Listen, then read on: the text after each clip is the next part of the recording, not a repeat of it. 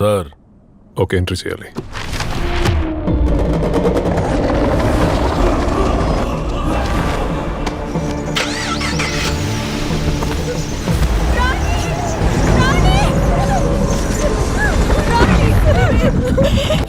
ఈడ్చిపెట్టి అది మళ్ళా రాదు.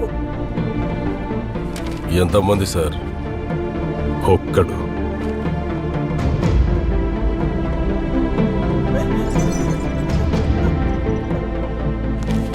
ఇంకెవ్వరూ రాలేదా సార్? ఇంకెవ్వరిని పిలవలేదు.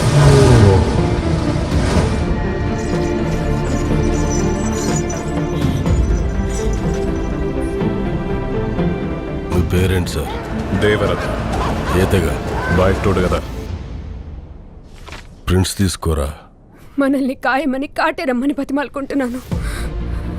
మనం ఎంత దేవుళ్ళన్నా ఈ పడావ పడ్డ భూమి మీదకి ఏ దేవుళ్ళు రారని ఎన్నిసార్లు చెప్పాలే.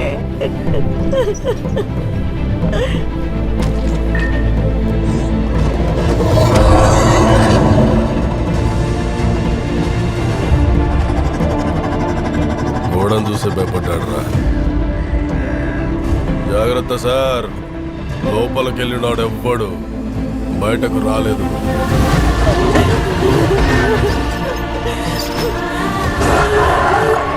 మళ్ళేం చెప్తున్నావే?